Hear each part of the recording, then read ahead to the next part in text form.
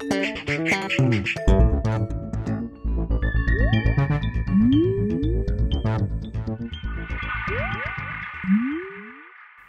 everyone and welcome to The Vortex, where lies and falsehoods are trapped and exposed. I'm Michael Vorse. There's a funny way of doing arithmetic when it comes to Catholic math. It's the way various offices within the church count the membership. Once you're baptized, you're in the church. You're Catholic. True enough, absolutely. But what is not taken into account is the enormous number of people who leave the church, either by joining another one or just plain old simply walking away and never returning. It's the equivalent of the bank counting only your deposits and ignoring the withdrawals, if only, right? So when we hear these numbers of, for example, there are 70 million Roman Catholics in the United States, it's true if the only aspect of the membership you're talking about is baptism. But in the much larger context of faithful Catholics who attend Mass each Sunday and Holy Day, the number is far less, and it's shrinking. What happens on the surface is not true just below the surface. In formerly Catholic Europe, for example, you can't walk anywhere without seeing Catholic this or Catholic that. In some ways, virtually all of European culture is like a living museum, but the emphasis is much more on the museum than living. Despite claims made by some prelates that the church is not in retreat, it most certainly is, especially when you look at the numbers. Additionally, even our Holy Father, when he was still a cardinal, came out and said that perhaps the church would have to grow smaller. But let's look at these numbers, shall we? Especially the most reliable ones we have. They are from Europe, Germany specifically, but they mirror much of the European situation. In Germany, a certain amount of the taxes paid by citizens goes directly to the Catholic Church. If you don't want that to happen, then you just walk down to the tax office where you register with the government saying you are no longer in the church and no longer wish to contribute financially with your taxes. So an actual government record is produced and statistics are kept of exactly how many people actually do leave the church.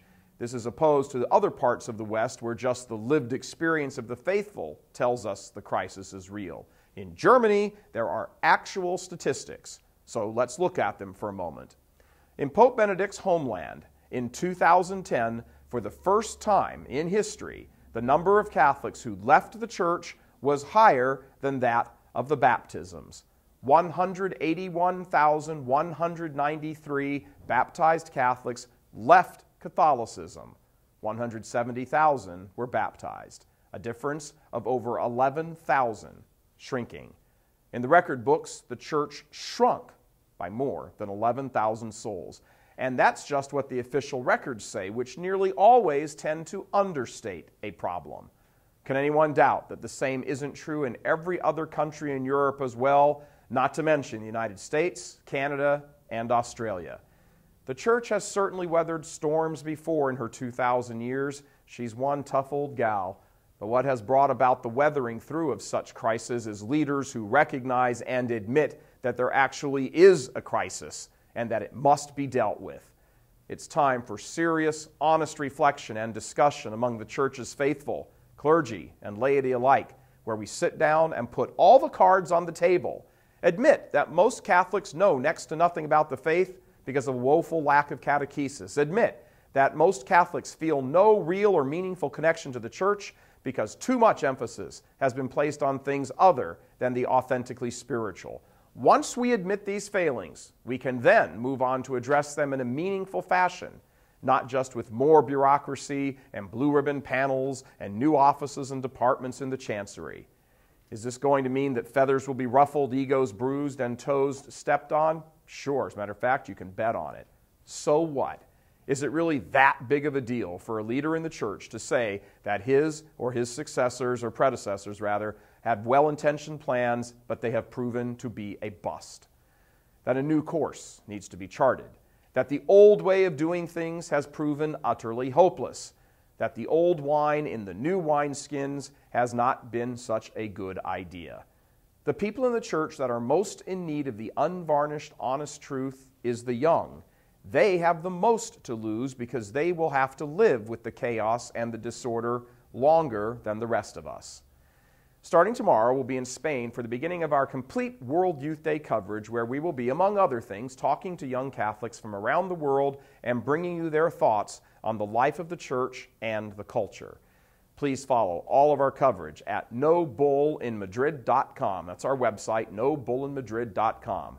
We'll have daily news reports on the latest happenings on the ground, the daily Vortex reports, of course, and especially for World Youth Day, feature reports on the state of the faith in Spain, as well as a look at some of the splendid Catholic history of Spain, a history which needs to be recaptured and retold. It all begins tomorrow, so please tune in. God love you. I'm Michael Voris.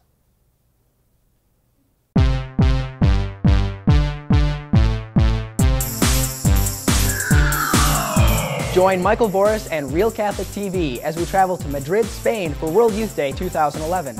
Catch all the action this August on our No Bull in Madrid website, nobullinmadrid.com, where you'll find the best kind of bullfighting. We'll be bringing you live coverage and special features, including the state of the faith in Spain among the millions of young people flocking there. So click on nobullinmadrid.com, where Real Catholic TV will be taking the bull by the horns for you.